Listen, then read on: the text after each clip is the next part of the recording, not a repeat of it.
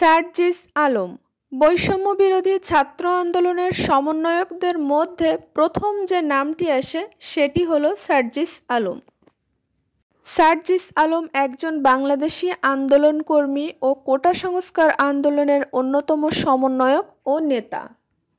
সার্জিস আলম 2 জুলাই 1998 সালে পঞ্চগড়ের একটি মধ্যবিত্ত পরিবারে জন্মগ্রহণ করেন।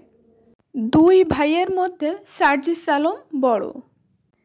তিনি বিএফ শাহীন কলেজ ঢাকা থেকে এইচএসসি পাশ করেন ও 2017 সালে ঢাকা বিশ্ববিদ্যালয়ের প্রাণিবিদ্যা বিষয়ে অনার্স ও মাস্টার্স সম্পন্ন করেন।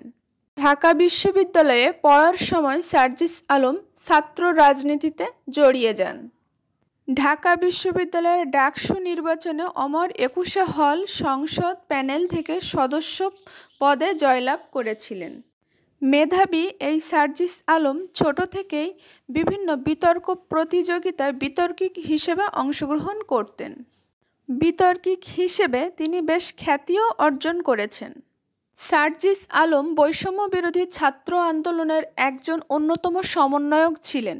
সরকারি চাকরিতে কোটার বিরোধিতা করে গড়ে ওঠা ছাত্র আন্দোলন যা পরবর্তীতে শেখ হাসিনার ক্ষমতাচ্যুতির আন্দোলনে রূপ নেয়। এই ছাত্র আন্দোলনের সামনের সারিতে দাঁড়িয়ে নেতৃত্ব দেন সার্জিস আলম, নাহিদ ইসলাম, আসিফ মাহমুদ, হাসনাত আবদুল্লাহ সহ আরও অনেকেই। 2024 জুলাইয়ে আন্দোলন চলাকালীন সময়ে সমন্বয়করা জাতীয়ভাবে পরিচিতি পান।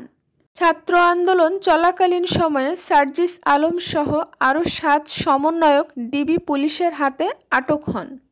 এ সময় আন্দোলন রহিতকরণের কঠিন চাপের মুখে তিনি নিজ বুদ্ধিমত্তার জন্য আরও একবার পরিচিতি পান।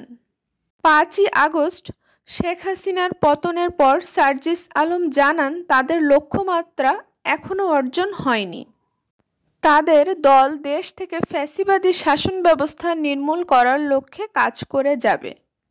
ভবিষ্যতে এসব সমন্বয়কদের সাথে নিয়ে একটি রাজনৈতিক দল গঠনেরও পরিকল্পনা রয়েছে সার্জিস আলমের। সার্জিস আলম ও তার দলের পক্ষ থেকে নোবেল বিজয়ী ডক্টর মোহাম্মদ ইউনূসকে অন্তর্বর্তীকালীন সরকারের প্রধান হওয়ার জন্য আহ্বান জানানো হয়েছিল। বর্তমানে সার্জিস আলম ও তার দল দেশ পুনর্গঠনের লক্ষ্যে সবাইকে নিয়ে একত্রে কাজ করে যাচ্ছেন।